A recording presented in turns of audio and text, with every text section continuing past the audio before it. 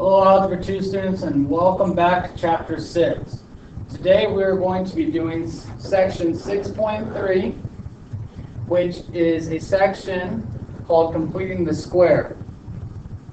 This method, completing the square, will always work.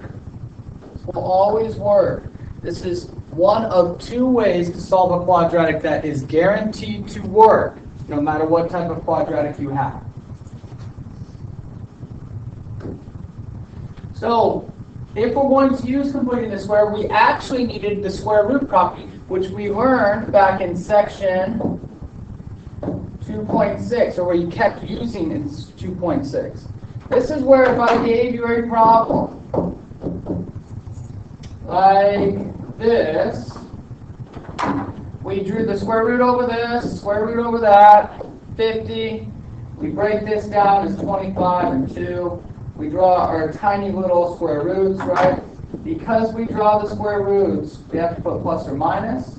We know the square root of 25 is 5, and the square root of 2 stays, and we have two answers. We're going to need that property again today. Now, last time we used the square root property, the one we just had the last slide. Time before that, we were looking at section 6.1, which is the factoring section. So in that section, what we did is we looked at the trinomial here, and we broke it down, right? We have an x and x. We think of factors of 20 that subtract give me 8. We know that to be 10 and 2. Signs are different, so I have a negative and a positive, while I do my 10 to be my positive. And then we broke it up, right? We set each equal to 0, we found out that x equals 2 or negative 10. We saw that back in 6.1. Okay. The problem is, what happens when we have a trinomial that doesn't factor?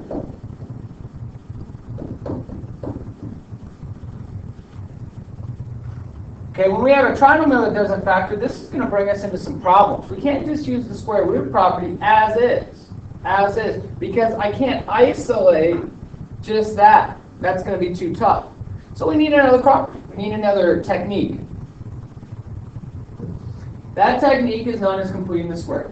Now is the time in the video to pause it and read this.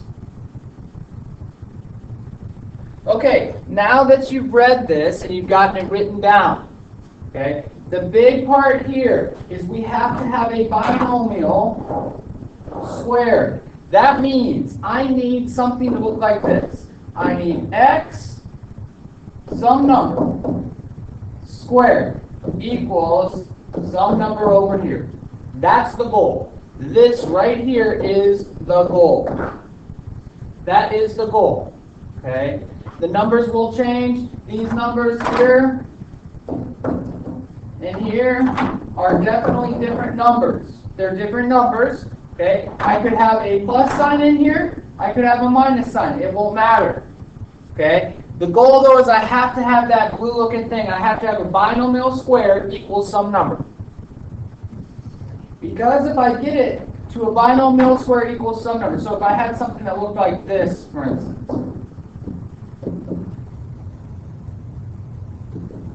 if I had this would be a very easy problem, because then I can employ 6.2 techniques. Oh, square root, break it down, that's 2, radical 5, I need my plus or minus. I have x minus 2, drag over the 2, drop down the 2 plus or minus radical 5, and I have my answer. That's easy. But it all stems from being able to get something that looks like that. Okay.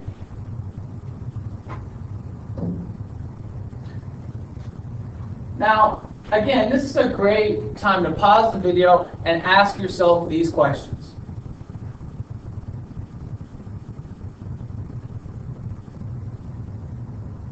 Okay, now that we look at this, it says in the first two examples, what kind of relationship can you find between B and C? Yeah, well, if we look down here, these are the first two. Well, let's see here. This right here is B, and this is C. So C, B. If I look at B as it compares to C, or even better, how do you go from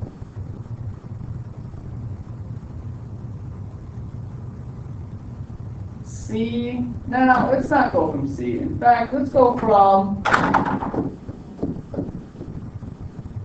B to C.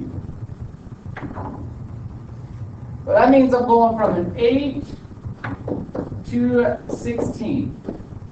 A lot of us, the first thing that you want to do is, oh, maybe I multiply it by 2, right? But if I multiply 8 times 2, I get 16 down there, but if I ask the same question, right, the same exact question down here on the other bit, on the other problem, so I'm going from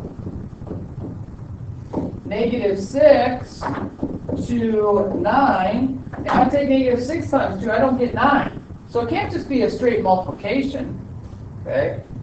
Instead, we look at this and we see, oh, if I take 8 and I cut it in half, that would give me 4. Well, then if I take 4 and I square it, then I would get 16. Well, does that work down here? That's -6 divided by 2. That would be -3, and then I square that number. Oh, and then that's 9. Well, okay, this is a huge moment, okay? If we take B and we divide it by 2, and then we square it, that will become our C value. Okay? That will become our C value.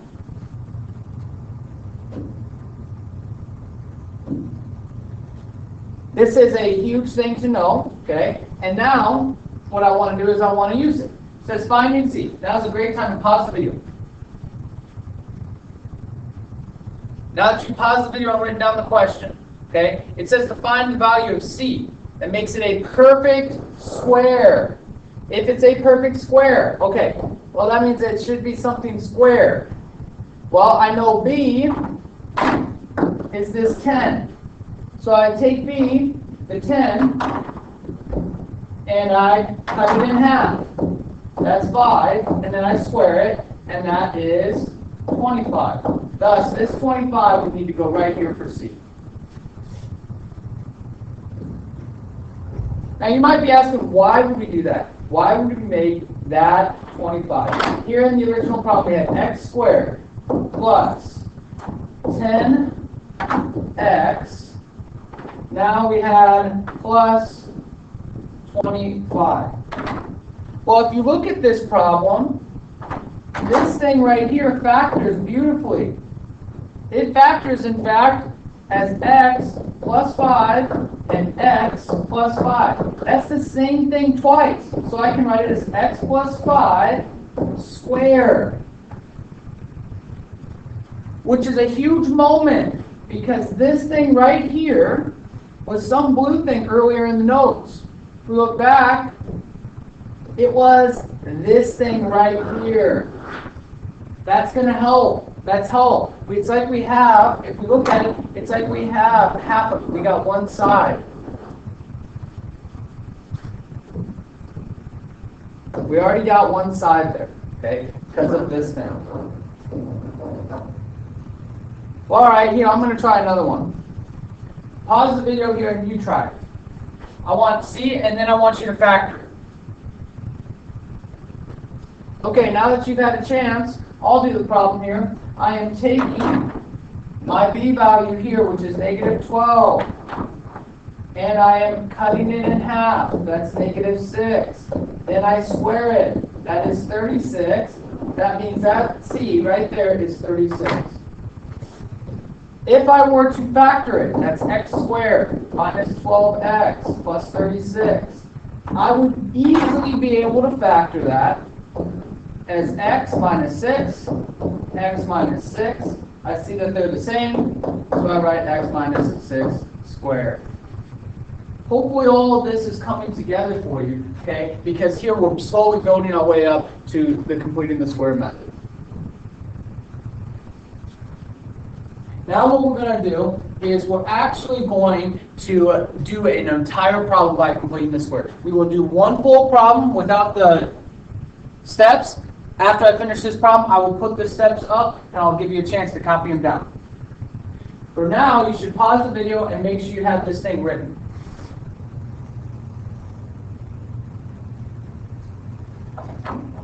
Alright, first step when we're completing the square is I actually need to get my c back in here. And how I do it in this room is I will do x squared plus 8x, that's what we've seen before.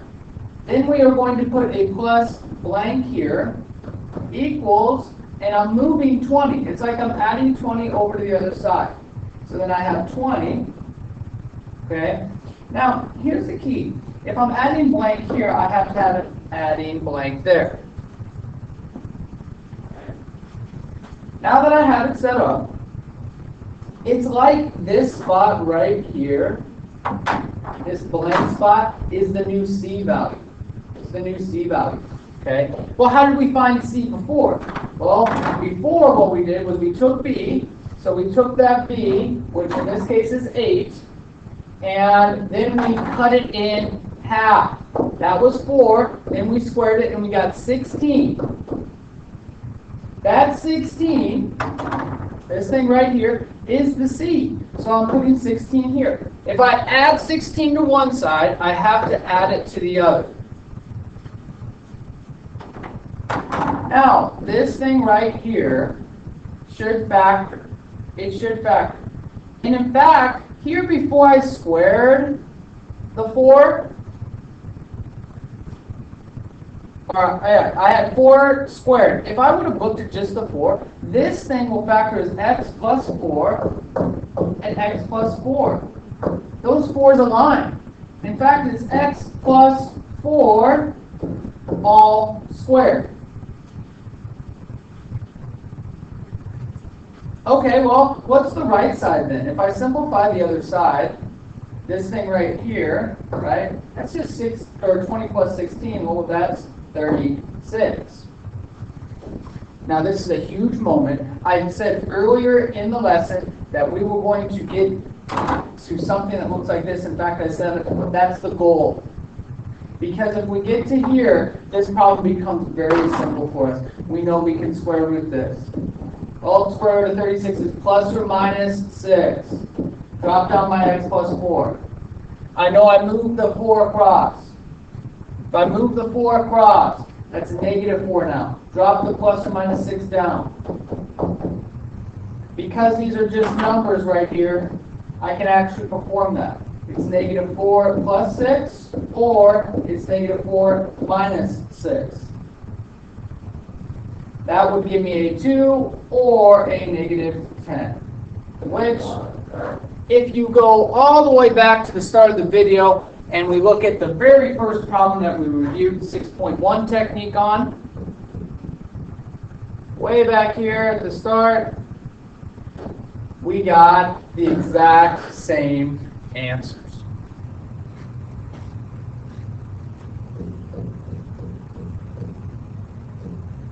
Now, that was the first completing the square problem for you. Okay? That was the first completing the square problem. The hint that I give all students, every single student that I ever teach this to, right here, before you square it, okay, that 4 matched up to right here. Okay? In fact, what I usually tell students is it'll always be x, okay, the box, that's this black box, squared. Okay? We will always get that thing to factor like that. This is a huge thing to have down in your notes. Well, all right, now I have some steps. Okay, I have some steps here. Okay, I am not going to talk through the steps. Instead, I think I'm just going to slide it down and go very slowly. You should pause the video as you need.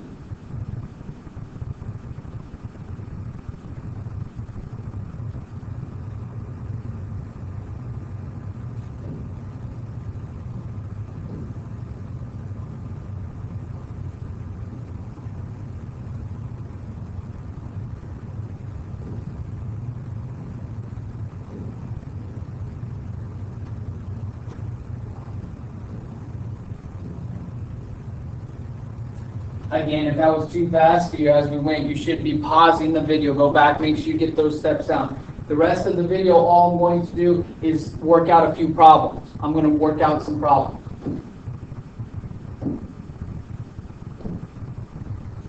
All right, so here we go. First step here on this one. Okay, I want to move that 20 across. If I move the 20, I'm going to leave a plus blank here. It'll be negative 20, then plus blank. Okay. Then, what do I do after that? Well, I take b, right? This negative 12. I cut it in half. That would be negative 6. Okay, from the last slide, I said that there was going to be, right, x, some box, squared. Well, what am I placing inside the box? Well, that's this thing right here. I square this value. Oh, so this is going to be a negative 6.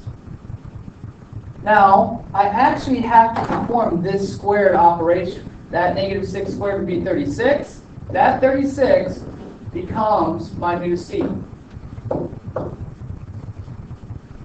Okay. I simplify this right side. That's 16. Then I look at this for a half second. I see that I have my goal that I wanted. Oh, well, I know I can solve these. I square root that, square root that. It's x minus 6 equals plus or minus 40. Then I move the 6 over. That's 6 then, plus or minus 4. Can I perform that math? Yes, I can. It's 6 plus 4, which is 10. 4 is 6 minus 4, which is 2. And I have my answers.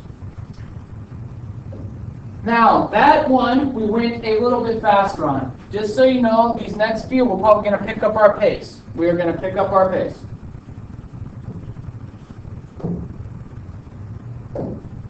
So, here we go again. Pause the video, make sure you get it written down. And we're going to do the steps. So, the first step, move to 37. Leave the plus blank there. Alright, now I have to figure out what goes in the blank. I take my b, which is 2. I divide by 2. That is 1. I am going to square 1. And then I actually am going to square it. Oh, well, that's a 1. That's a 1.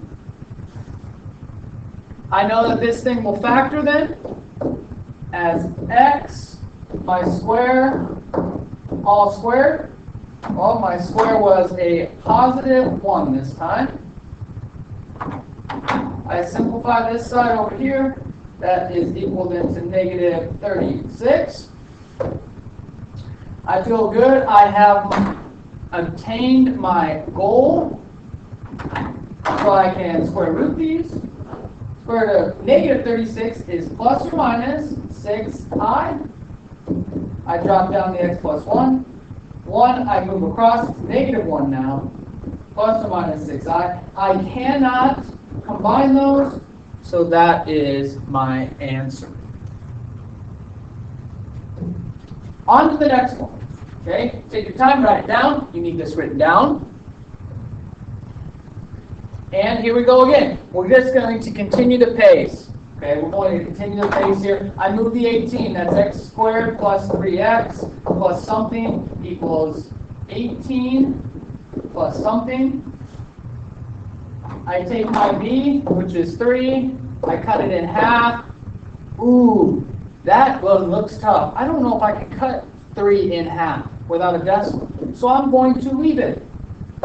This is not a big deal. There's too many of you that are going to make that a big deal. Then I square it, and then I actually have to square it. What's 3 halves squared? Well, that's 9 fourths.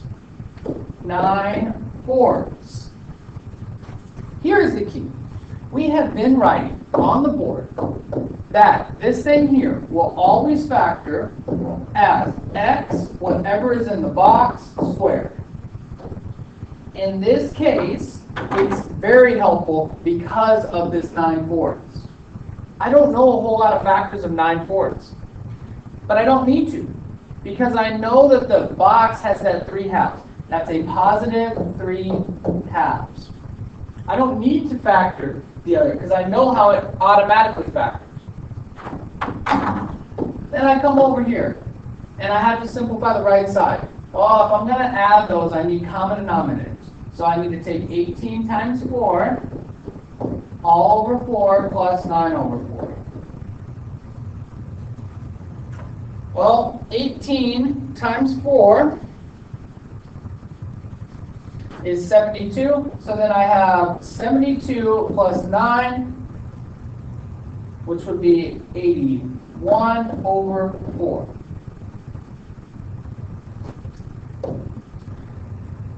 Again, though, here, I've hit the goal, everyone. I've hit the goal. That means I can square root it. Square root it. I know what the square root of 81/4 says. It's just plus or minus 9 halves. Now, this is the part where I get a lot of you getting confused here. Just drag over the 3 halves. When I drag it over, you're just taking this thing and you're moving it across. When you move it across, it becomes negative 3 halves. Then you'll drop down this stuff here, so it's plus or minus 9 over 2. Because these have common denominators, I can put negative 3 plus or minus 9 on the top, all over 2. Now, are all of those the same number? Or just a number, I should say. Yeah, I mean, we can do this. Negative 3 plus 9, well, that would be, what, 6 over 2. Or negative 3 minus 9 would be negative 12 over 2. Or 6 over 2 is 3, or negative 12 over 2 is negative 6. And I have my answers. If you are going, or you're getting lost, you need to go back and watch that again. You have to go back and watch that one again. Now we're getting into probably the hardest type of completing the square problems. Okay. This one here is going to be the last one I'm going to go through. This video is right now at the 23-minute mark. This is going to be the last one. I wanted to try to keep the video about 25 minutes or so. Here is the problem with this one. We have this 2 here. I want need, in fact, A to be equal to 1, and it's not. Okay, it's not. We're going to have to deal with that. We're going to have to deal with that. Okay, and the first way that I want to deal with that is I want to get rid of that 2. So because I want to get rid of the 2, I divide everything by 2. My new equation will then be x squared minus 5 halves x plus 1 equals 0. This is now like the new equation. Well, now we just follow the steps we did before. X squared minus 5 halves x plus something equals negative 1 plus something. How do I find the blank? Well, we take this 5 halves, it's negative 5 halves, and we divide it by 2. Well, instead of dividing, it makes more sense to do negative 5 halves times 1/2 then, which is equal to negative 5 over 4. No biggie. You should be able to leave it just like that. We've seen fractions before. We box this. Oh, we square that, and then we square it, right? We actually square that value. If I square that, that's 25 ninths. I'm sorry, it's not 25 ninths.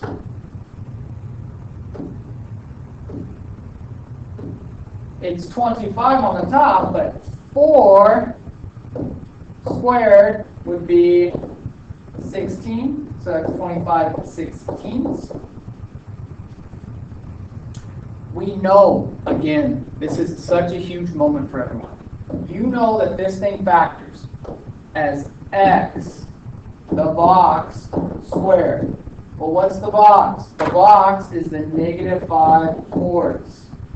Okay, we know that.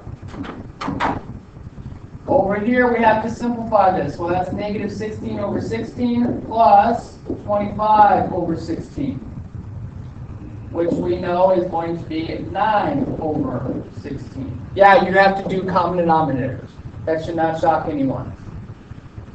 Here again, we've hit our goal. Because we've hit our goal, we can square root these. That's plus or minus 3 over 4. And I have x minus 5 fourths. I move the 5 fourths over here to become positive. Drop down the 3 fourths. I'm almost done. I basically have my answer. I have 5 plus or minus 3 all over 4. Now I just split this up. Well, I have 5 plus 3, that's 8 over 4. Or I have 5 minus 3, which is 2 over 4. Simplify, I get 2 or 1/2. And that completes the video for 6.3. I've done 4 or 5 examples here. You should be able to look at these and really get a good grasp of how to complete the square. Next time we'll do 6.4, which is solving quadratics using the quadratic formula.